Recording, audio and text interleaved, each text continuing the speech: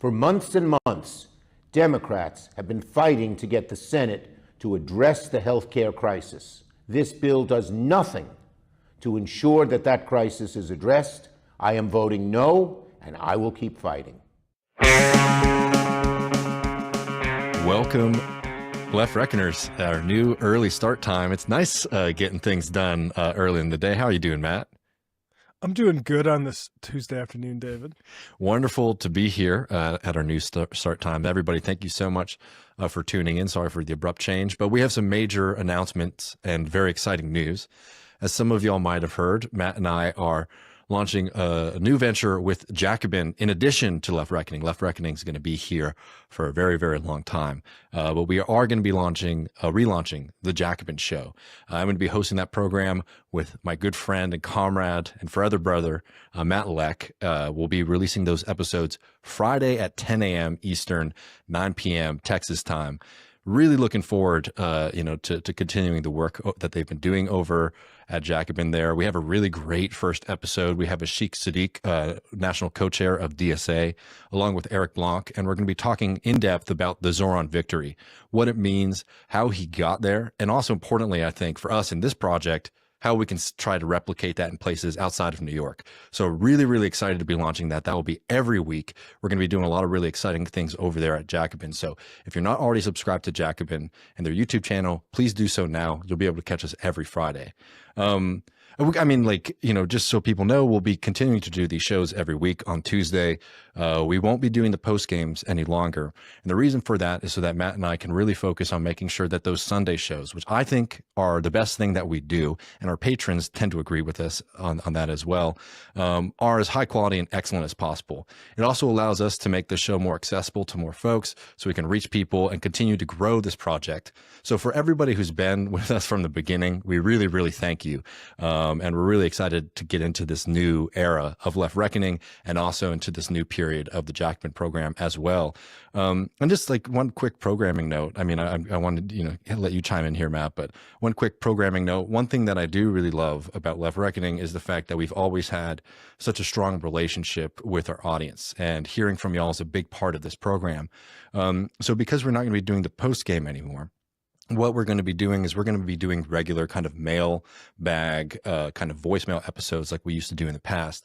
And I'm really excited for that because we'll be able to hear from those folks who are there every week during the post game, who usually have questions and comments for us, but also for people who might not have been able to, watch the show live on a Tuesday evening. Because there's a lot of people out there who are a big part of the program, but haven't been able to catch these things live in the same way as other folks. So, we're not subtracting, we're adding it in a lot of ways. And I'm really looking forward to, everything that's coming around the bend.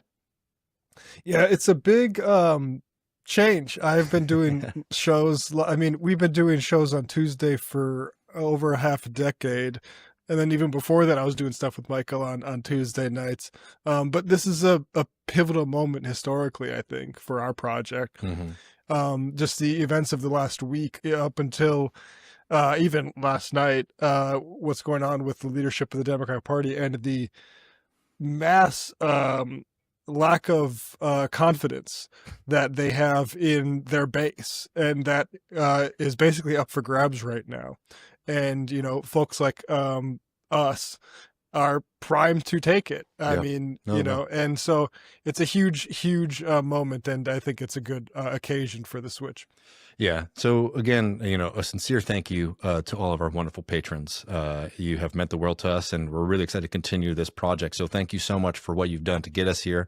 And thank you in advance for all the support that you'll continue to give this project as we go into this new era, because I think it is a really critical moment. And maybe let's get into this. We have a really wonderful show for y'all tonight. In a little bit, we're going to be talking with Catherine Liu about critiquing the PMC under Trump. Right.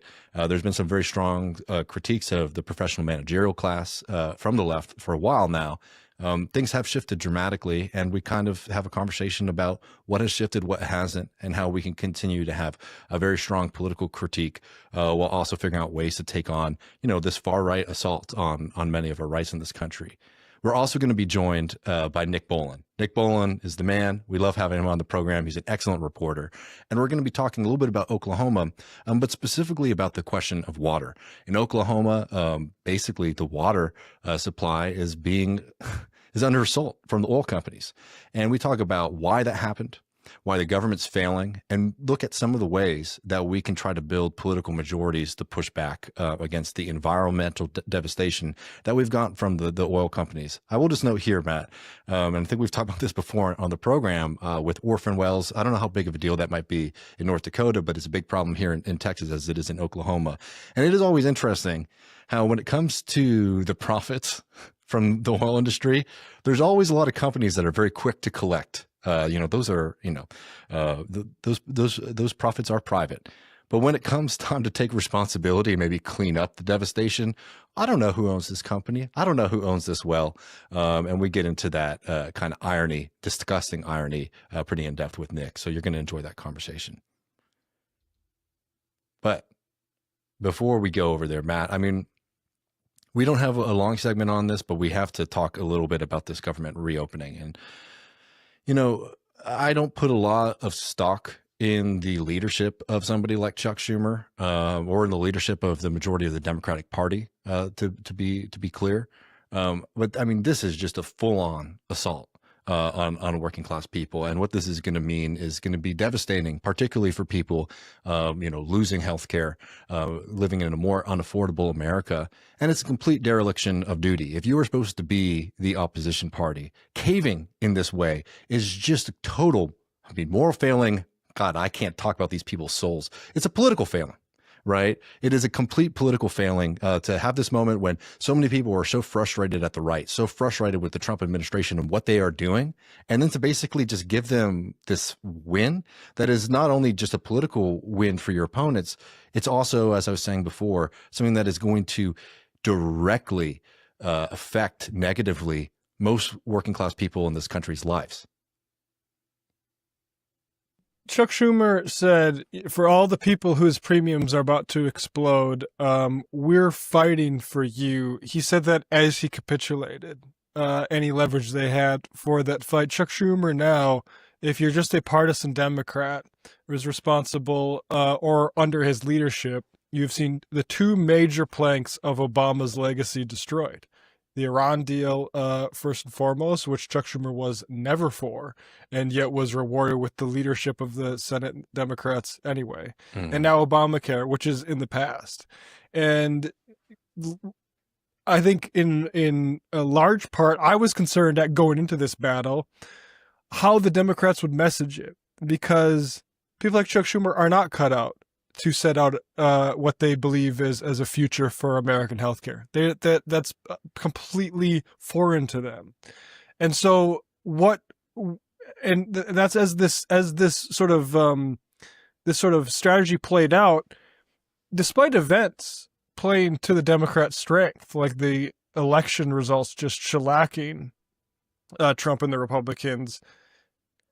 Already, immediately after, you started hearing rumblings that these Democrats were looking to cave for the measliest of assurances from an administration that has completely upended what was supposed to be a sort of separation of powers. But when it comes to things like the power of the purse and who gets to decide willy-nilly whether funds that were voted by Congress to be appropriated just aren't relevant anymore, and that's actually, Elon Musk said his AI told him that that's wasteful spending.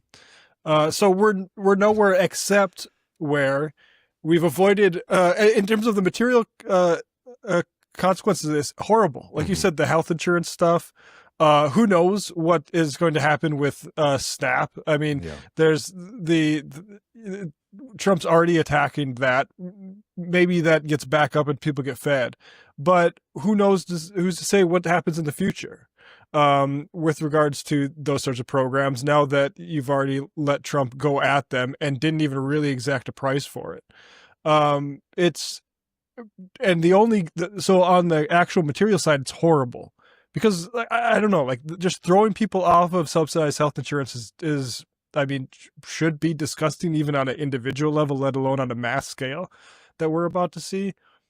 It is clarifying politically, and it's in a way that needs to be seized on. And the first thing is Chuck Schumer. Nobody should even if you're a centrist Democrat, which you're seeing, even like Seth Moulton is saying Chuck Schumer fucked us. He did. He's, and you don't have an opposition when someone like Chuck Schumer is leading it. Chuck Schumer told the New York Times this year that his main job was to keep the left pro-Israel. He has failed at that and the other job of leading the Democratic Party in the Senate. And yet he thought, what's sort of shocking to me about this entire thing is he thought that he could get away with this little ploy that Simone Sanders and those type of hacks like tried to sell for him, which is that, oh, he voted against the continuing resolution. Well, he opened up the door for those people to make a deal knowing that that's what they were going to do. He didn't need to do that. And that he thought that he could get away with that little two-step. Mm-hmm. Is everything wrong with this Democratic Party? Because they're going to sell you out and stab you in the back and then lie to your face about what happened there. And, you know, it's no surprise to me that even people on the center of the party are being like, well, what's happening here? For what? I mean, but this is something, you know, we obviously had been covering the Biden administration for years. And I mean, this was a regular part of, the Democrats, particularly in the Senate, particularly, you know, under the influence of somebody like Chuck Schumer, where it's like, oh yeah, you know, we might have voted this way, but you know, we had some quote unquote defectors. They had a list. Sorry. You know, it just, there's no doubt in my mind that there are people who's like, okay, you guys are safe. You guys can kind of, you know, take some of the heat away from the rest of us. But if this and that person was pressured to move the other way, you would also have another Democrat who would be willing, you know, to kind of break, quote unquote, break ranks, you know, and vote with the Republican Party. And it's because the leadership of the Democratic Party has shown themselves for my entire life that they are incapable of taking on the right. They're unwilling and uninterested, frankly, in doing that. And I think this is why it's really important for us to continue to really harp on this fact that if you want to defeat Trumpism, if you want to defeat this nationalist, anti-worker, right-wing movement that is in power in the nation and in power here in Texas, you need to support the Democratic Socialist Alternative, right? And the fact that Zoran Mamdani was able to win the election that he was able to win last week is something that we should be galvanized by. One, because it's a big win, but two, because it really proves something to people fundamentally in this country, that politics could be very different. And we could have very different politicians than weak, spineless individuals like Chuck Schumer, who will roll over to Zionism, who will roll over to corporate America, and who will roll over to Trump, right? But that's not the way that it has to be. And so don't accept any nonsense from them. And frankly, I don't think the American people are accepting that kind of thing anymore. They see through it. It is insulting to kind of talk this nonsense about like, oh, well, you know, Chuck Schumer voted no. He knew exactly what he was getting into. They were so weak coming into these negotiations, coming into this shutdown. And I think everybody sees through it. And our role is to make sure that people don't, I don't know, become like cynical about politics, but rather see very clearly that the leadership of the Democratic Party has been exposed as frauds. And there is an answer to that, and that is the politics of democratic socialism, the politics represented by Zoran Mamdani. And we need to be building that up all across the board in this country, and frankly, the planet. Yeah, I mean, Chuck Schumer, absolutely, really a gravedigger of American democracy. Yeah. And I'll also just say, you know, to connect to the point about healthcare that I was saying earlier, having someone running for Senate like Abdul El-Sayed, former guest of this program in Michigan, is so important right now because we're not just having the same conversation about we need to maintain Obamacare. We need to maintain this system that, okay, is better than the status quo was, but is clearly a behemoth that is not long for this world. And I thought it would last longer. I didn't think that it would take only a couple terms and Obama would see his whole thing dynamited in a budget showdown. That's where we are. And it's made in... You can't, and to have an opposition that would have just been like the old Democrat of, oh, well, we need to get this back. We need to get this better. No. That's not going to sell. This is Medicare for all time. This is single payer healthcare time.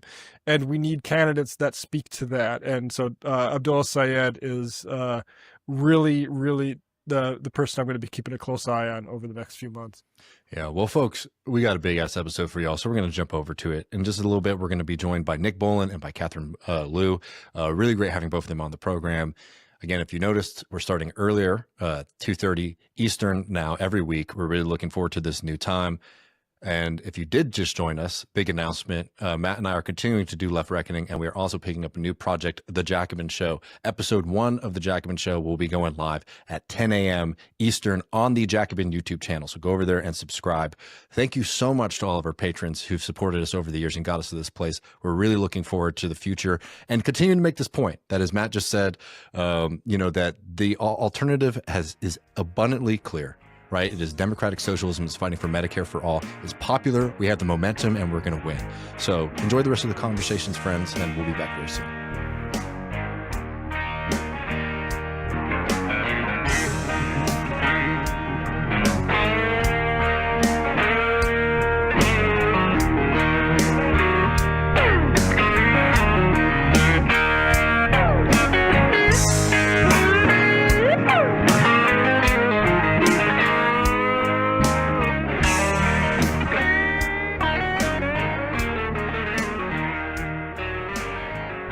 Welcome back, Left Reckoners. I'm really thrilled to be joined again by Nick Bowlin. Nick Bowlin is an excellent journalist, a return guest on Left Reckoning. He has a new piece out that is a must-read called Toxic Wastewater from Oil Fields Keeps Pouring Out of the Ground. Oklahoma regulators failed to stop it, which was produced. It was the public partnership between ProPublica and the Frontier.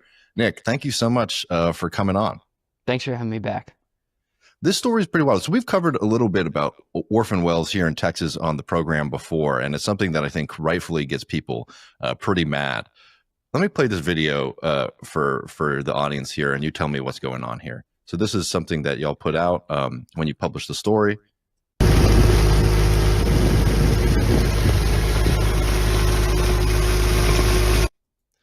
Doesn't look nice. What is that, Nick? Yeah, so that nasty video is an orphan well, as you say. So it's a well that has been abandoned by the oil and gas industry, and that fluid that is coming out of it is called produced water. So it's oil field wastewater.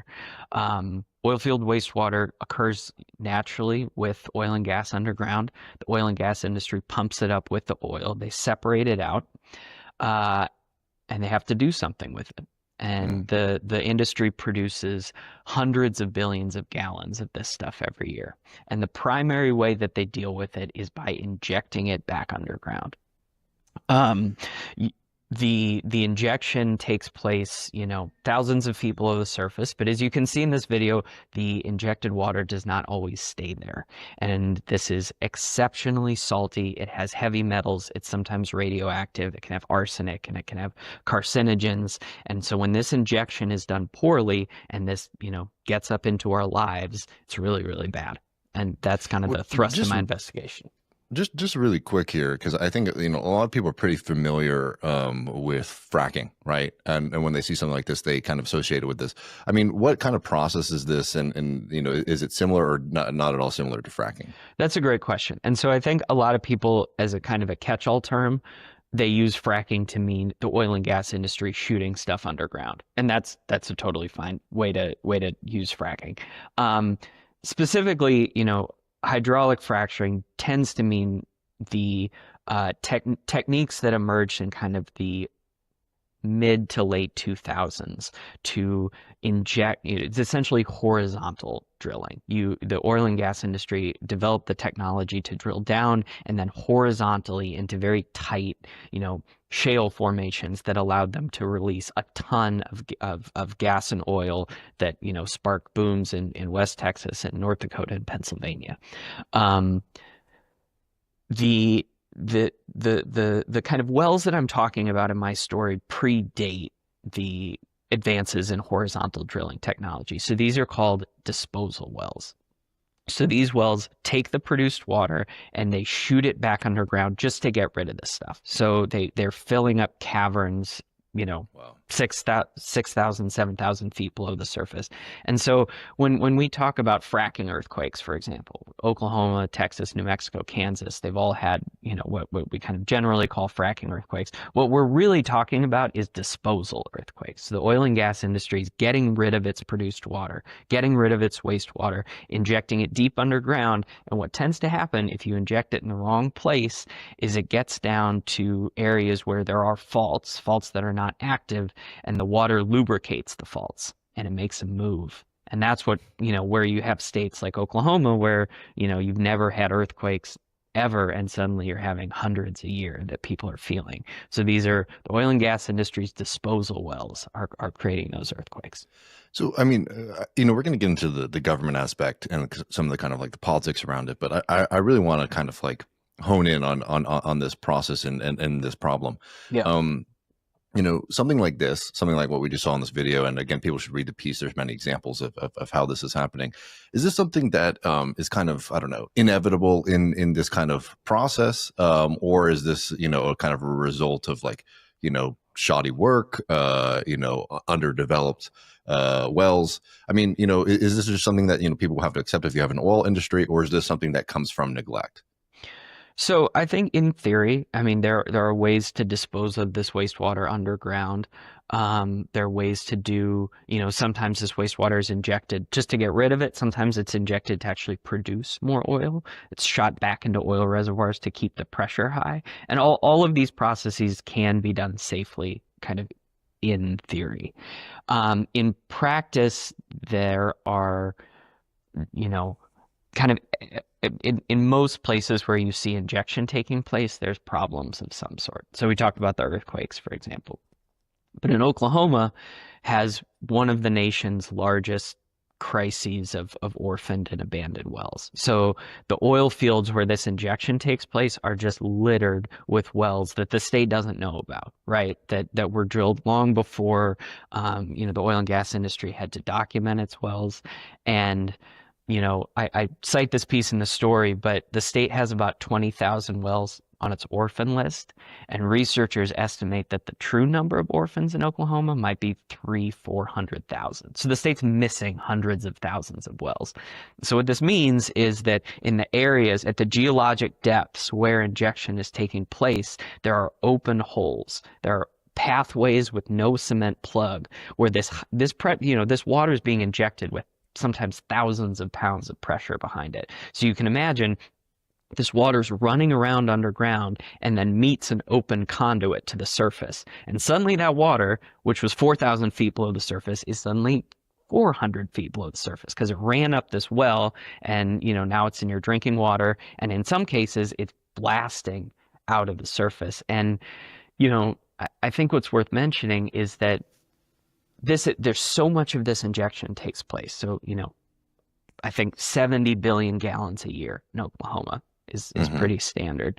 That the geologic formations themselves are becoming overpressurized. Like imagine like a balloon that's about to pop.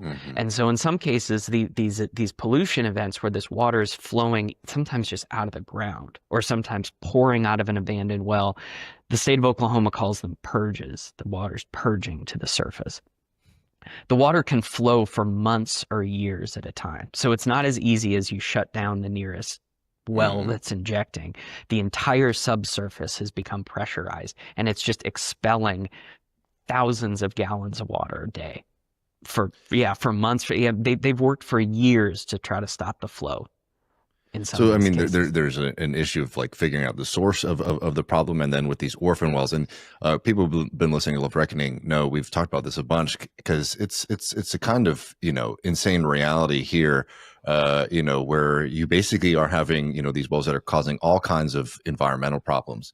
And they oftentimes don't know who's responsible who owns it. I mean, in Texas, I reckon in Oklahoma, it's probably a similar kind of bonanza where you just have all of these different companies, they're going bankrupt and nobody wants to take responsibility. It is a kind of irony, an unfortunate irony that like there's always somebody who can take responsibility for the profits. That's And right. it's hard to figure out who owns it when it's time to take responsibility for the kind of environmental catastrophe, right? That's right. And this is just the basic playbook that, the oil and gas industry has displayed for decades, that an oil and gas well's production curve is, it's a basic kind of up and down parabola. And at the beginning of a well's life, it can pay for its own cleanup. And that's the point where regulators need to force the industry to set aside money to pay for cleanup. And we are very, very belatedly realizing as a country that we have not done this, nationally and at the state level, because then when the well declines, the wealthy company sells it to a smaller company, that company passes it on, and the last person in the chain, it's easier for them to declare bankruptcy and walk away from the wells than it is to plug a well that no longer has, generates enough profit to pay for its own cleanup. And so this is the playbook. And unless you figure out a way to force early in the process the industry to set aside money to pay for cleanup, these orphan wells are going to be everywhere. And, as you say, they emit methane, they leak themselves, they leak oil and water, but then they are also these pathways where the massive amount of injection that the industry does, kind of combines with the orphan well problem to bring this injected fluid up from deep underground into our lives. Well, in the story, you kind of, go through, a decent amount of folks who have been rightfully, making a big stink about this and kind of demanding action. I think what will be helpful for the listeners here is to kind of talk about how the government has like failed in its responsibility to kind of deal with this issue. You have a quote that I found pretty representative of a kind of an attitude. This is from Brandy Reith at the Oklahoma Corporation Commission, who says, "We're not a fine-driven agency." So what are the tools that the OCC and the responsible agencies have been using or not using to kind of deal with this issue? Yeah, so my story in some ways focuses on Oklahoma's oil and gas regulatory body, the Corporation Commission, and they have been tracking these purges for years. They order wells to shut down. They take water samples. They kind of try to stop them, but they have this kind of reactive stance that pollution happens and we try to address it after the fact. But they said to me in this interview that if an oil and gas operator, we find that they are the cause of pollution, if they comply after the fact, they agree to shut down the wells, they pump off the water on the surface, we won't punish them. We won't go after them, with a fine. We won't, take other enforcement actions. It's essentially like, you did break state rules, but after we caught you, we are, kind of, if you play ball with us, there won't be any further punishment. And, I think this is common in states that depend on oil and gas. This is not just an Oklahoma thing where, the industry is the golden goose, and you don't want to mess with that too much. And the other thing that's worth pointing out is that water pollution from injected oil field wastewater, like once it's out, once it breaches the rock layer that's supposed to contain it and it's running around underground, and it could go very far, right? Like I found there's a study from West Texas that documented it traveling 12 miles underground before it blew out of an old orphan well. Once it's mixing with fresh water, it is practically impossible to unmix. It is essentially in the water. It's in the environment in perpetuity. And, there's examples of, historic pollution, messing with people's drinking water when the pollution's 50, 60, 70 years old. Like, I guess with enough time, it will flush, it might filter, but not in a human time scale. Mm-hmm. And, I'm sure most people can't imagine why this is a problem, but also, Oklahoma is a state that very much relies on groundwater for all kinds of uses and life.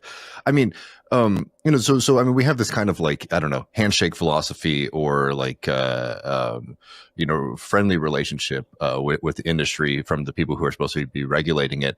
I mean, what would it look like to actually see something that would be more akin to, like an actual solution that is kind of requiring these companies, one, use responsible practices, but two, like holding them accountable so that they don't literally pollute the water that people need to survive? That's a really good question, and it's a hard one. I mean, so part of it is kind of what I referenced earlier, isn't even about injection practices, but it's making the industry set aside money when it's profitable to pay for cleanup. These are often done in the form of surety bonds, and making sure that companies are setting aside bonds, early in the lifespan of a well, not late, is one way to ensure that some sort of cleanup happens. You can also tighten injection rules. Some states have done this around the country, but what I focus on in the Oklahoma story is that I have a lot of public records where the state's talking about its pressure problem, that it knows that its wells are operating at pressures that are way too high, and this is one of the reasons why the wastewater is escaping below ground. So dealing with the pressure problem is another big part of it. But like I said, I mean, the orphan well thing is what brings this up into our lives. And I mean, I don't know, that the hundreds of thousands, probably even millions of wells around the country that are orphan. I mean, this would require just a simply massive, public spending program to address them all, because, at this point, the industry, as you say, I mean, these wells don't have owners, and the industry is, going to throw up its hands and say, there's no responsible party here, and this essentially often falls on the taxpayers. I will just say as a kind of quick historical note, I mean, in states like Texas and a lot of these kind of western, southwestern states, a lot of this kind of justification for government to kind of look out for folks came about when there were these kind of mass populist revolts against like the money power. So like there already is a kind of historical tradition for kind of holding corporations accountable in these states. And, we were talking a little bit before we went live. I mean, it's very interesting to see just how, frustrated and motivated everyday people are about finding a solution to this kind of problem that might, cut across party lines or cut across what you might expect somebody to believe. So, I mean, could you talk about how like galvanizing and mobilizing something like, water has been as a kind of political issue in Oklahoma? Yeah, I mean, I don't think that it's been, kind of like it hasn't turned into like a mass political movement. But yeah, I mean, people I've interviewed for this story and more stories that are coming. I mean, if you live in rural Oklahoma and are on a water well, I mean, these are the people who are kind of singularly vulnerable to oil and gas pollution. I think I saw some statistic that more than 50% of Oklahomans live within a mile of an oil and gas operation. And, I'm sure that that's, predominantly rural, folks in rural areas. And, if you're a farmer, this is your groundwater. If you're a small town, I mean, I've reported, I'm going to be reporting on small towns where, actually public water supplies are threatened by oil and gas waste. I know this has come up in Midland, Texas. This is, can you think of a more oil and gas, centric town than Midland? No. And that they have worried about, they have fears about their water supply. This is the most basic human need. So, in terms of, yeah, I mean, I think that this galvanizes a lot of people, and I can't think of a kind of a political movement at the moment that's built around this, but you can see how this kind of touches people in a really visceral way. And, and as we were talking about beforehand, the produced water problem from the oil and gas industry is only going to get worse. Mm-hmm. As, essentially as oil and gas reservoirs decline, as production goes down, the amount of water they produce goes up. And, so the industry's need to get rid of it, treating is really expensive, and it's, essentially not really economically viable. A bill stalled in the New Mexico legislature when the governor was supporting, treating it for drinking water, and people in rural parts of the state revolted and were essentially like, we're not going to drink this stuff. Texas is taking permits, is considering permits from companies to treat the water and dump it in the Pecos River. Like this is this is going to be more in people's lives, not less, as time goes on. So, to the listeners out there, this is something that's very much worth paying attention to, and even larger getting involved in. Nick, it is always so great to talk to you. People can read your work in many places, including The Frontier. We'll have links below to your other work. Is there anything else that folks should keep their eye out from you? Keep up with your work. Well, I've got more stories coming about oil and gas in Oklahoma. Now that we've kind of got the story about the regulatory side out of the way, I'm hoping to kind of write more stories focused on individual people and what living near this stuff means. So keep an eye out for that. Well, Nick is somebody whose work I always really enjoy reading and appreciate very much. So again, thank you so much for coming back on the program. Thanks for having me on. It's always a pleasure.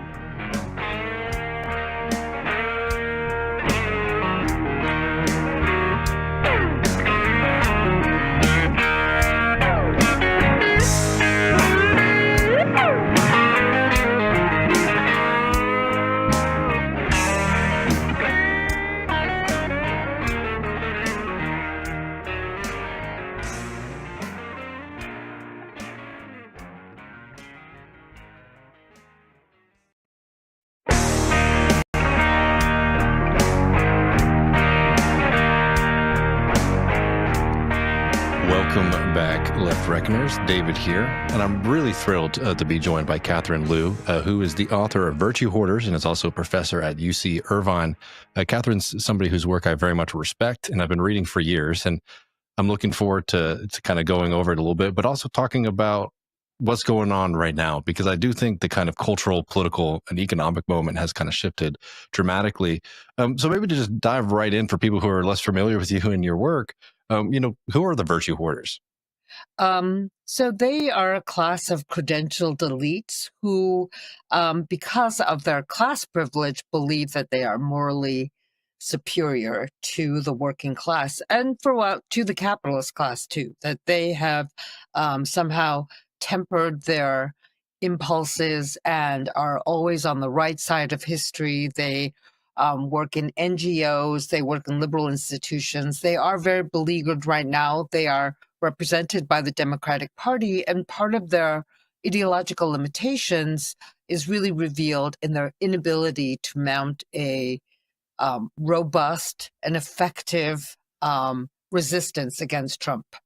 So they are often also the people who police the left on the left liberal side of things, always telling us to moderate, to go to the center.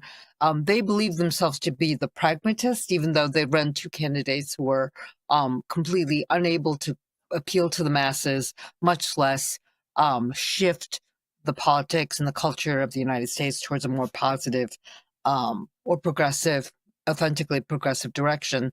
Right now, or for the past 40 years or 50 years since Darren Rex wrote that book, The Rise of the Professional Managerial Class, they are, their values dominate the legal profession, higher education, to an astonishing degree.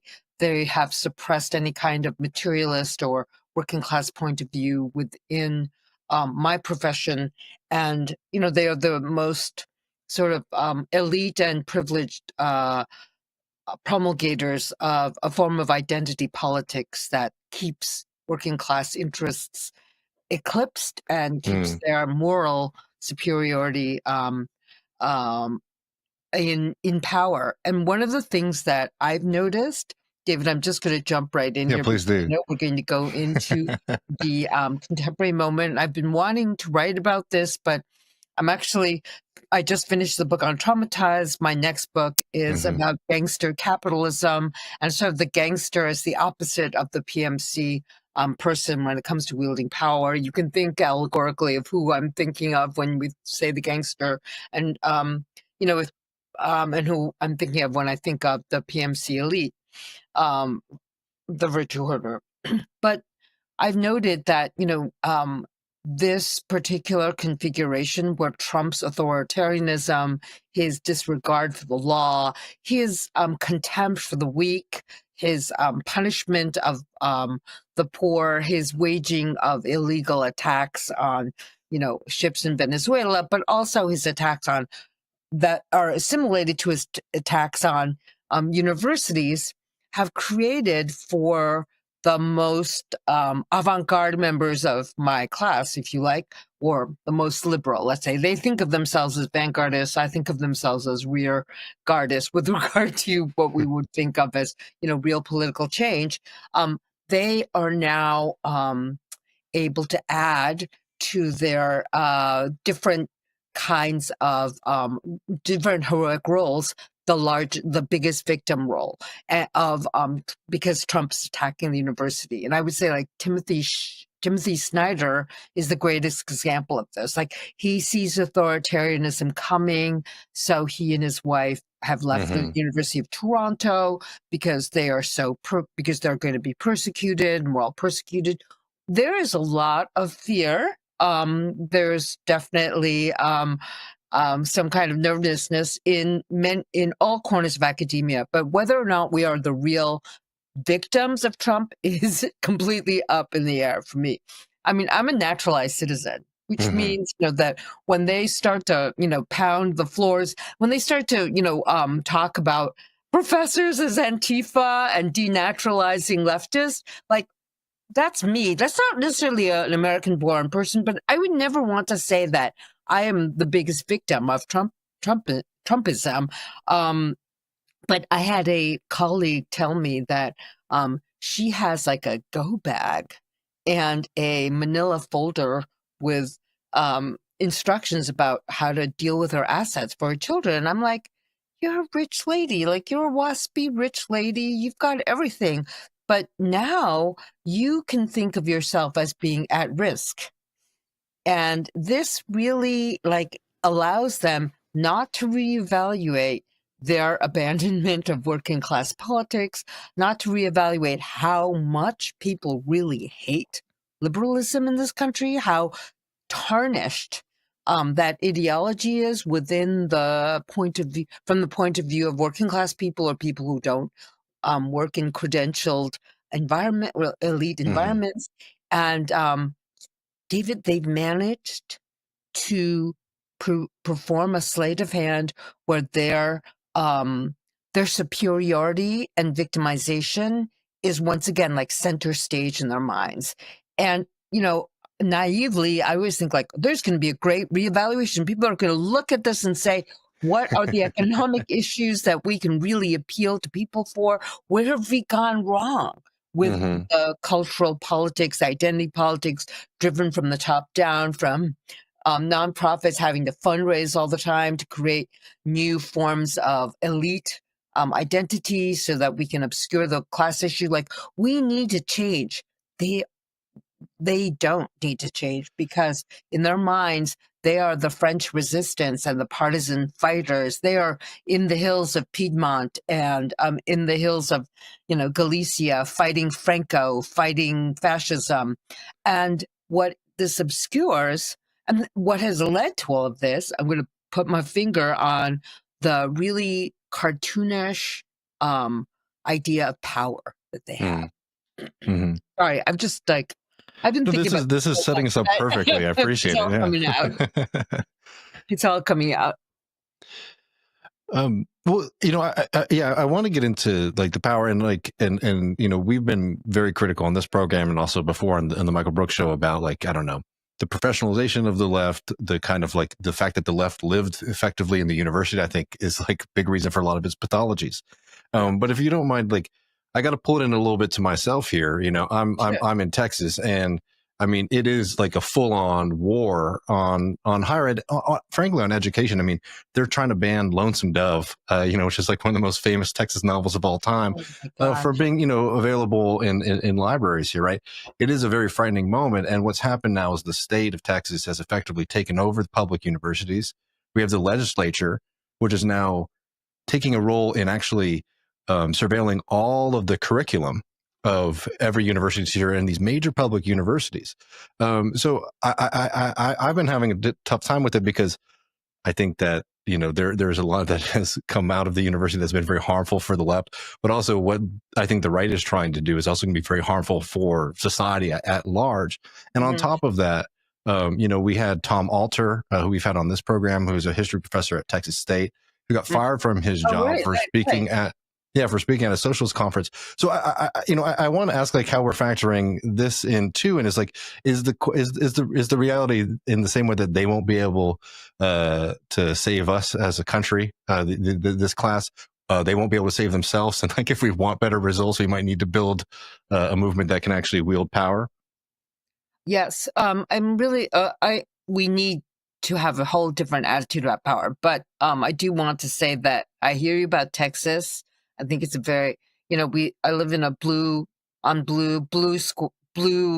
cubed state, governor, legislature, assembly, all Democrat.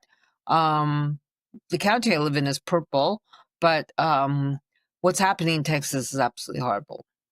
But what I wanted to say was that, Snyder was at Yale, and so he gets the most attention. Snyder was profiled in the New York Times. Who's talking to Alter? Who in the New York Times is going to independent media and podcasts. Yeah, no, I know exactly what you mean. Yeah. Get your asses to Texas, New York Times. Don't just interview Marcy Shore and Timothy Snyder. Get your asses to Texas.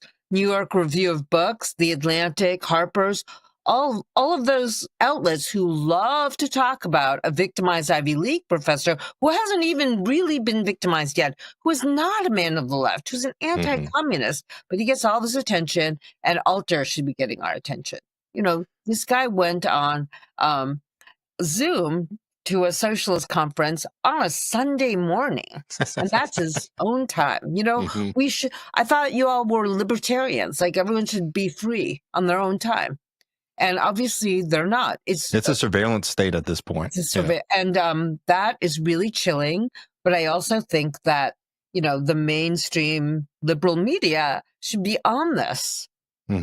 They should be on this they should be covering every aspect of the Alter case. Instead, it's just podcasts and lefty media, as you say, and a whole bunch of us outside writing letters. I cannot tell you how many letters I've signed. I feel so powerless. I was like, of course I'll sign that letter. Yes, I'll sign the letter. Right to the Texas state legislature. What do they care about a professor from California writing to them? No, I think that's real. I think that's really awful. I think that the failures of the liberal media or even the Democratic Party, because they have a lot of resources to go and highlight this issue, is part of their fear of socialism. They would rather have fascist Texas than socialist Texas. And all those prairie populist states, like they're on a knife's edge there. They are anti-authoritarian. There's a huge legacy of anti-communism and just straight up racism that's, colored Texas, Kansas, Oklahoma, but these are also states with like a long history of anti-monopoly capitalism, anti-authoritarianism, the anti-big rancher even, so there's a lot of potential there to rile people up. But I feel like the American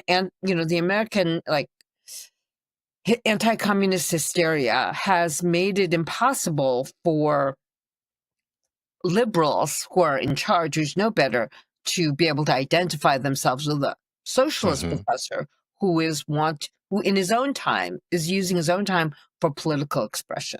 And unfortunately, I do think that even though there's like incredible grassroots support for things like universal health care and government provision and building out of infrastructure, the deep core of reactionary libertarianism and its power, as it's controlled by billionaires and inflamed by billionaires, makes it really an uphill battle, but not an impossible battle to win the hearts and minds of people in your state. Oh, for sure. I think in some ways, like even your task is probably easier than mine in a certain way, because in the blue states, they're just so smug. They just think they're the freedom fighters. Mm-hmm. No, I mean, yeah, I do think I think it's gonna be tough everywhere, but I do think there are certain advantages here. But I want to talk a little bit about this power question, because I think that, like, one of the things that we've been covering a lot on this show. I don't know if you saw Biden's former press secretary, Karine Jean-Pierre. She's been going on this humiliation tour across the country. But what she's doing is actually, I think, something that we're seeing from a lot of liberals, which is an attempt to. She's just really bad and sloppy at it, that you can kind of see through it. But they're all, I think, are biding their time, because they expect that basically Trump is going to mess up so badly that they're going to kind of sweep themselves back into power and are unlikely to change. And I think we were getting into that, a little bit earlier. I mean, for me, outsider, my perspective on this is kind of like, there are a group of people who have been able to kind of use their how close they are to capital, how close they are to authority, to really impact, impact society. I mean, there's a reason why a lot of this politics, in the way it exists socially, is very close to, like, the HR department. But, I think one of the problems is, like, with the left, if you want to call that the we cultural left, however, we were going to put it, that I think they forgot that above the HR, there's, like, the CEO and the boss, right? And I think that they're really experiencing that right now, that, like, yeah, they might have had a lot of ability to kind of influence society, but Oh, I see what it's you're limited. saying. I see where you get. Yeah, right. Like, HR had a lot of power. Now the CEOs have power, and HR is just hoping they're going to come back to power again. God. Well, they got to change their tune, right? And I mean, it's been kind of shocking. I mean, I'll tell you, it's been funny. I know, Jen Pan, had a great book that came out with Versa recently, and it was really about this kind of, like, DEI politics in America, and it kind of feels quaint to think about, like, what Bank of America was doing, or what Capital One was doing regarding this kind of stuff, and how quickly they dropped it. But in a lot of ways, I think it really just shows the truth of her argument. I think a lot of the left's arguments here is that, like, oh, this was just a complete veneer for kind of, like, naked power. Well, they haven't dropped it in California. They haven't. Yeah. The kinds of diversity politics, the kinds of reparative, identitarian, manicured politics that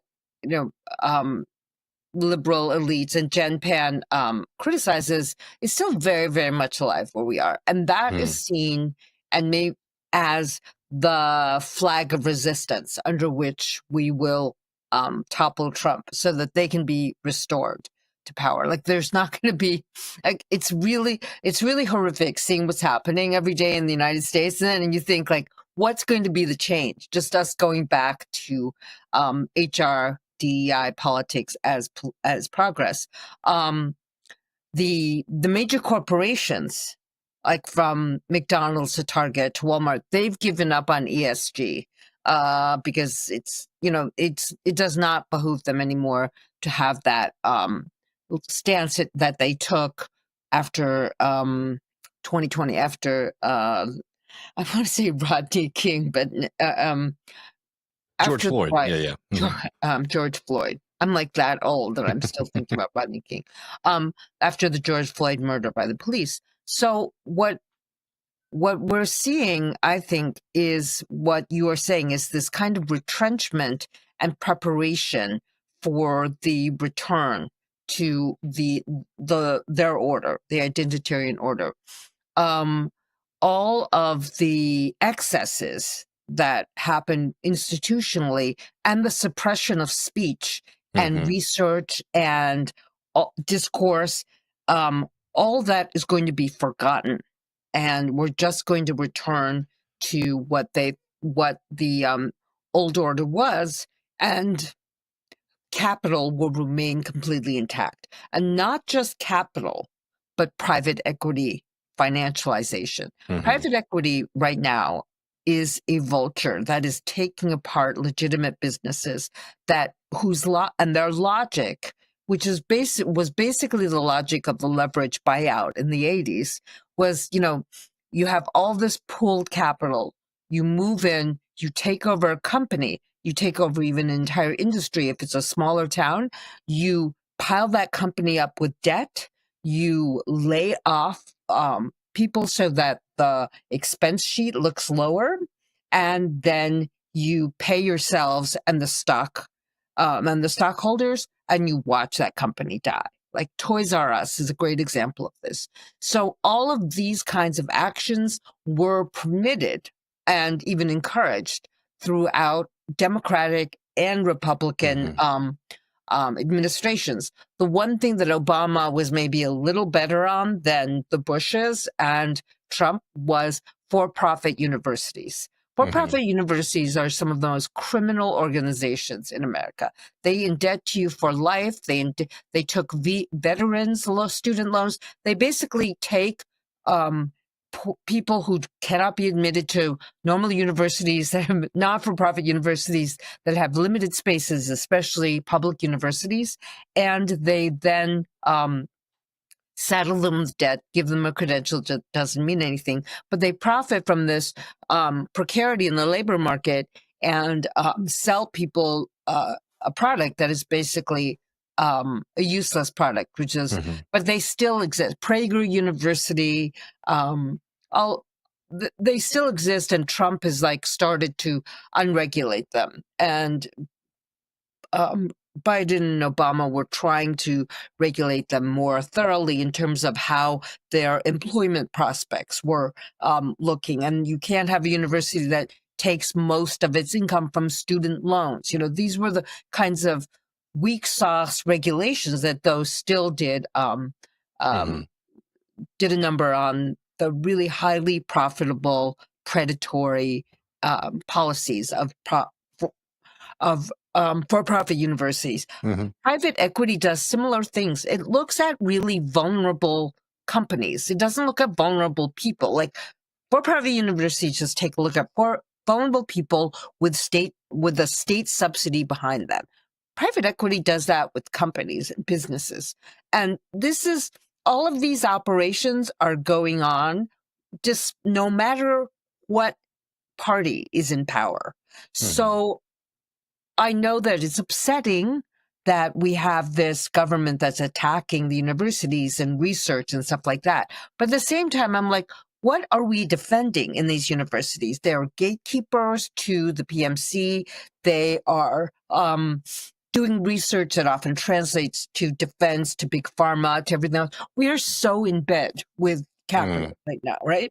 So don't we have to think about a much more radical way of defending what economic liberty might look like, what freedom of speech might look like, what freedom and autonomy for people who are really suffering will look like? What I'm really interested in now is seeing how many layoffs there are of white-collar credentialed elites, from engineers to financial analysts. Everything is reporting. I try not to listen to NPR, because they're so irritating, but they're also being gutted too. But, Amazon is laying off people. JP Morgan Chase is laying off people. Google is laying off people. Everyone is laying off people because it makes your bottom line look better. Your expenses versus your income looks better in terms of profit. And they're saying they're investing money in AI because we're going to replace people. So we basically destroyed the working class. We impoverished the service class. We destroyed the lives of people without diplomas, right? And we pushed them into this level of a surplus army, right? A surplus army of workers. And now we're doing that to white collar people. Yeah. Well, how is this going to play out? Because let's say you're young person, 2025. You've been doing all the right things. I'm surrounded by a lot of goody two-shoes, immigrant family. You do the right thing. You go, you study for your SATs. You go to a good university. You get a computer science degree, or what else do they study? Poli-sci for law firms or whatever, anything non-humanities. You go to a professional school, you get a professional degree, or not. If you're a computer scientist, you get recruited by Google, you get recruited by Amazon, you are laid off. Yeah. or you can't find a job. And we're talking about thousands, tens of thousands, maybe hundreds of thousands of people in this generation. What kind of political consciousness are they going to have? Are they going to achieve from this? This is my big question right now. Well, this is a question that I have for you on this in general with your kind of criticisms of this class. And I think, with young people, it will be interesting because I think there's always this assumption that young people are going to go, be left. That hasn't been the case. I mean, this most recent election, I think kind of, particularly amongst working class young people, I think. Kamala Harris was not left. Let's put it that way. Oh, yeah, of course. But they'll vote Democrat, and we'll see like what the responses from the world that they live in. But, for people who are kind of like living in this cultural apparatus who might aspire to be in this kind of PMC virtue hoarder class, what is the point of the argument from your end? Is it to kind of convert and, these folks over to the good side, to have a more class-based analysis? Is it to kind of get the left to sort of check, how attached and associated and embedded they are with this class? What is the target of the criticism here beyond, this deeper understanding of the world around us? I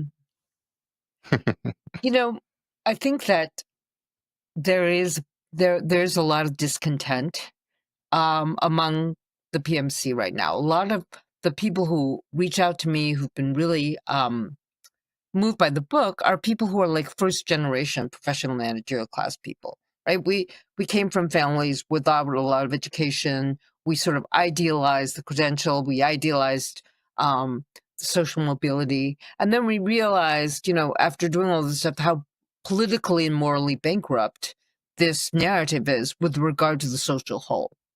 So there is that path that people can take that I think that leads you from a working class background into a white collar background, and then you suddenly realize that your well-being is kind of predicated on the exploitation or the marginalization of another class of people, but the PMC is like, but you're a woman of color, your success is political, which is just a pile of bullshit. I hate them. I'm like really hating on PMC feminism these days, and it will be in the book, Traumatized. My success is not political. It's not politically progressive, but you're sold that line. And I'm just wondering if there will be, because we pride ourselves on being rational. And right now, the distribution of the treasure is not rational. Like the society is not being governed in a rational way. However, the rationality of the libs has been total self-interest. They're like, this is good for me. This is good for me. This is good for my class. This is good for me. And it's supposed to be good for society. And that hasn't worked out very well either. It has been really bad for society. It has actually kind of produced Trump. So what we have is also a question of style. I'm going to put it this way. It's like you have Trump, who's a completely impulsive, libidinal, profane character. And the thing about the PMC is they became a secular, priestly elite. And then you have this blasphemer. That's why he's so appealing. Like he's like irreverent. He blasphemed. He was the heretic. He was like talking about grabbing pussies when men were being told that, there's all these things you can't say to women.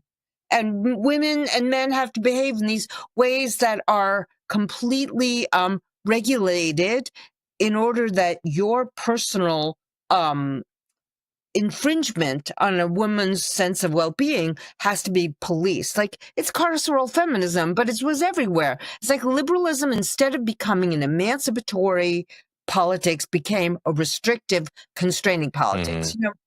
Just scolding everyone all the time. So of course you can have young people and working class people going, you know what, that guy's like fucking with them. He's owning the libs. And that is very cathartic. That was very cathartic. I mean, I'm even having to say this. Like, he's a complete monster, an authoritarian guy, but he's unpredictable. And the liberals have become so scripted and constrained. And the other thing about the politics of this country right now is we're using the lawsuits to try to stop all of his illegal Mm-hmm. activities in the city, sending National Guard into Portland, Chicago, Los Angeles, San Francisco. Everyone's like, we're going to sue them. You better sue them. Like, he's done this to you, sue them. This is lawfare. This is actually what the Republicans say the Democrats only have. Like, where is the mass politics that goes beyond, like, suing them and being all righteous and saying, you know, libs, you pretended that you were working for the good of the whole when you were only working for the good of yourselves and your class. This guy is just like pulling the curtain aside and saying, you're all hypocrites. What he stands for is just raw racism, sexism, misogyny, exploitation, but it's kind of like childish and libidinally like vital. Like, you have a corpse-like liberalism and kind of vital, monstrous right wings political style. Someone doesn't pay a lot of attention to politics, which is like 75% of people in this country. They're not like you and me who are obsessed with this. If you're not paying very much attention to politics, like, what is going to be more appealing to you? Like this force of anarchy and just, authoritarianism, libidinal, illegal gangsterishness, or like the school mom going, you know what, this is wrong. You can't do that. You can't do this. You can't do that. You can't do this. You can't have plastic straws. You can't have, you can't have your big car. I don't know. It's like this. I don't know. I mean, I think there's, a pretty good example of this. And the unfortunate news is that I don't think that, a lot of people in the PMC, particularly in the media world, like let's call even the left progressive spectrum as well, have kind of embodied this lesson. They all say it because they know it's the right answer. Is that like, oh, we were, sorry, I'm getting there. That like, this kind of scoldy politics, this kind of like, kind of like social authoritarianism stuff was like very unpopular, and they all know to say it now, but they don't practice it. And I think a really good example of this, whatever you think about him politically, is Graham Plattner. Right, where everybody freaked out because of all these Reddit posts, where, by the way, he didn't say anything really wild. You know what I mean? Like some things here and there, whatever, but just kind of stuff that folks say. And he said, he took responsibility for all of his stuff. And everyone's like, he's done. There's a bunch of people on the left who are like, oh, he's done. We're against him now. And what ended up happening is it's helped him out tremendously, because the normal people in Maine are like, hey, it looks like the media is trying to destroy this guy. Oh, it looks like the Democrats are trying to destroy this guy. He must be good. And it was it's been a very clear kind of couple of weeks of seeing that, all of these lessons that folks were supposed to have learned post Kamala, post whatever we want to call this era between 2020 and 2025, they didn't really learn them. At least we have maybe some more options for other things, but yeah, it doesn't seem like they've really reckoned with that at all. We need a profane kind of leftism. Seriously, we need that kind of energy. And Plattner has a kind of authenticity about him that the Democrats hate, actually. And one of the things, another way that they tried to like say, okay, we're not going to be like so scoldy, we're not going to be or into like austerity, is they came up with this abundance stuff, and abundance was supposed to be like their counter, the Democratic elite counter to what they thought was the scolding austerity culture of the liberals of the past, which is basically a pro-business, anti-regulation stance with regard to economics. I mean, I think we're running short on time, so maybe just to kind of, to ask you this, and I hope to not open up too much of a can of worms, but I mean, is that tendency, is it just like a sense of a need to, like, because the world it feels like it's in chaos. Is it a sense of like a need to like have control over language and others? Is it a just complete misdiagnosis of, how to actually deal with things? Because I will say from this class, like what you get a lot of times is like the worst thing that could ever happen is something to be uncomfortable, right? Which, don't get me wrong, it's nice to be comfortable versus uncomfortable. But politically, I think that we have to kind of have like a different set of criteria for how we're kind of, what we're the most focused on, basically. And like for me, it's like alleviating pain, making sure that people can live not just like pain-free lives, let's say, but like good, great lives. And that's why I'm a socialist, right? I think that it's a system that like improves people, can allow us to live better lives. I don't think it's good to kind of suffer, you know, in drudgery. I don't know. I mean, I know this is kind of open-ended, but I'm just curious, you know, your thoughts here is like, is this kind of sensation of the need to control the other? Is it a kind of defense mechanism from a scary, difficult world? I don't know about psychologizing them too much, but I would just say that it's a faith in managerialism that no worker should have, you know, and it's about it's all about managing affect. It's all about managing language, managing our underlings so they follow this ideological line rather than like actually dealing with other people, their needs, their experiences, and coming to solutions that make sense on the ground. I feel like there's a street level understanding of the social problem, be it addiction, be it exploitation, be it just incompetence on level of your boss, be it abuse on the level of bosses, men, women, anyone with power abusing people who don't have power. They're, instead of addressing this with regard to like real dynamic human commonalities, like we all we don't have anything in common. We only have to police each other's language. And we have to have this like fully regulated interface. And that will create the best forms of organization, politics, intersubjectivity.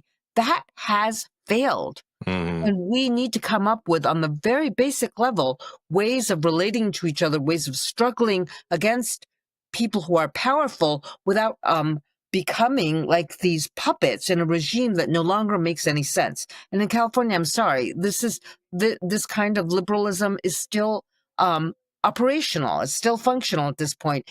And in fact, Newsom, in wanting to make a run in 2028, is really building up the power of the party and the power of liberalism as an opposition to Trump's ideas. But it is not about working class needs or even common sense needs that people have. We want, if you and I as socialists want people to thrive, I don't think that's the end goal for these PMC libs. They want to feel like they know better, and anyone who wants to thrive has to follow their lead. And we know that this kind of dignity and the thriving that we're talking about actually has a lot to do with confronting truths about exploitation. So this is why libs we'll go back to this. The lib identitarians love to talk about power as if it were just bad, and they resist power. This is why the Trump narrative fits into their narrative of victimization and virtue, because they think because they mask their own power as morality. And this is why I think they're a priestly class without God. They're also a priestly class without forgiveness. They're a priestly class that wants to make their own good their self-interest. That's why people hate them. It's a religion without sacrifice. It's a religion of purity without the notions of community, sacrifice, or forgiveness. And I do think that this is why a lot of people have turned to Catholicism. They've become trad or coming out of the left and turning to Catholicism, because Catholicism has respect for community. It has respect for sin and redemption. There are no redemption arcs on these guys. They're fucking scary. I meet these rad lib people and I'm walking away from you because you just look like you're about to cancel me. Yeah, they just have that look in their eye, like you're not good enough. You're going to say, are you going to really say that? They're testing me. But, sure. but this is why I feel like what we want is not fully articulated enough, because a lot of times these rad lib things come into leftist organizations and they become a wrecking ball within our own organizations. Well, people say two things. I'll tell you, and we really are running up on time, but I'll tell you this, and I'm sure you experience this all the time. I experienced this in media, and I'm sure you experienced this professionally, where people say two things to you. If you're at your friend's house and you're having a drink or something like that, they'll say, "Oh yeah, well, I know this is crazy." Then you might be in a professional setting with them, and they'll be like, "Well, how could anybody criticize this or that?" It's people. It is shocking to me to see this as much as I do. Yep. Yep. I mean, I don't see this as much because I think people are really scared of taking off the mask here. Mm-hmm. People just don't take off the mask, and then the mask becomes the face. Mm. And I've always been a proponent of the fact that we have to, that there are boundaries. We have a professional persona. That's not us, but we have to keep a private life to ourselves in some way. But what you're talking about is like a principled critique that they have of a situation, and they can't embody that because they feel endangered or they feel surveilled. And Well, they're you're talking scared. about Yeah, they're scared, Mm-hmm. and they're scared for their own self-interest. You're talking about the surveillance state in the state of Texas with regard to higher education, socialism, and socialist principles. Then there's the sort of social media horizontal or social media and sociability horizontal surveillance within the left liberal media spaces. And if you deviate from what is supposed to be the correct line, there's serious ramifications. So this is what I'm thinking is more and more. I don't know if everything is beyond the paywall or behind the paywall, but I think we have to have smaller conversations between groups of people who are like-minded people to formulate new ideas. The idea of the open internet now is over. Like, we can't have that anymore. We have to have we have to have cadres who can discuss things freely, and then we do have to present a different space to the public, or just not say anything, which is terrible. But are you outside of the? Do you give everything away for free, or do you have stuff that you keep behind? We do a behind the scenes conversation. Are you saying you'd like to stick around for a little bit? Oh, you do. Yeah, we do. For the Patreon, right? Yeah. Well, I think what we should do is we should get you back on soon with when you have some time in a couple months, and jump back into this with my co-host Matt Leck, because I do think that it's good to have stuff that we have behind the scenes, right? We're able to have a lot of conversations on that side for sure that are just for our patrons, which we really appreciate, because we're able to talk a little bit more freely and know that the audience is going to be coming into it with good faith. Well, Catherine, how can people keep up with you? They can find me on my Substack, cluanon.substack.com. We're launching a new research institute called the Palm Springs School for Social Research. Hell yeah. QAnon has a free level, subscription level. The PSSR is going to actually start to do retreats and seminars that are going to be much closed off. So we haven't come up with the names of it yet, but there's the lobby, there's the mezzanine, and then there's the high tower. And I've really been thinking a lot about Philip K. Dick's novel, The Man in the High Tower. And I don't know if you've read it recently, but I think it's going to, I'm using it as a model for thinking about how we as leftists in a time of real repression from the right and from the liberals, how do we keep our message alive? How do we communicate with each other?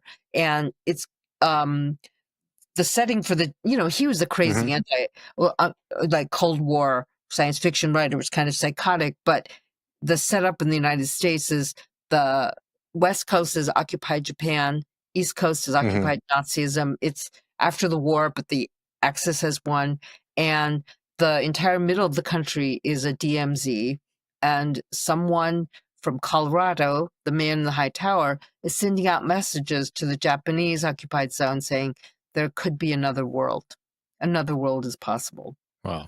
And people who get the message kind of understand that the Axis powers do not have to be victorious. But the most amazing thing for me about Dick is that he has a a Japanese diplomat who is very insecure about being the victor, collect Americana, like artifacts, like they did in Japan. Like you can't industrialize, but he's collecting Civil War memorabilia and other 19th century memorabilia, and it's in handcrafted erratic objects. You hold them in your hand that you see the other world. Like he's sitting in San Francisco, Golden Gate Park, and because he's holding this handmade artifact in his hand, a flash of the other world comes up. And I feel like that's what we need to be able to do. We are so far from realizing our dreams that, but we have to keep them alive somehow. And we have to keep those flashes of possibility alive for each other. Well, Catherine, it really was such a pleasure to speak with you, and really appreciate hoping to do it again soon. All right, great.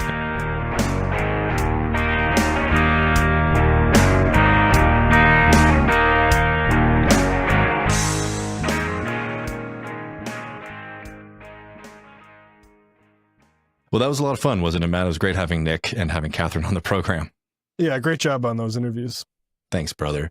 Well, again, folks, if you did join us halfway through, we are starting this program earlier, and that is because we're changing a little bit of the format of Left Reckoning. We're going to be doing Tuesday afternoon shows. We're going to be expanding and growing out the Sunday shows, which are for patrons only. You get access to that at patreon.com/Left Reckoning. It's a wonderful community. If you've been watching for these years and you haven't jumped over to those Sunday shows, you're missing out on a lot. In fact, if you're wondering, what our takes on the Zoran victory are, you got to jump over there because we did a really in-depth conversation. Both Matt and I were there at different election watch parties last week. We share our insights about what happened with Zoran Mamdani on the Patreon, patreon.com/Left Reckoning. And again, if you didn't hear the big announcement, in addition to doing Left Reckoning, Matt and I are going to also be relaunching the Jacobin Show. That is going to be going live every Friday at 10 a.m. Eastern. So subscribe to Jacobin, subscribe to Jacobin's YouTube channel. Keep up with us over there. We got a lot coming with Left Reckoning. We got a lot coming with the Jacobin Show. And as always, we could not have done it without the support of our many, many patrons and all of you who like, share, subscribe, and support our work in your own way. We are endlessly thankful to all of you, seriously, from the bottom of my heart and from Matt's heart. Thank you so much. And it's not over. I mean, we're just entering into a new golden age, which I'm very, very much excited for. So friends, thank you so much for your support. We will be back this Sunday with a special patron only Sunday show. Catch the Jacobin Show Friday, 10 a.m. Eastern. And until then, have a good rest of your week.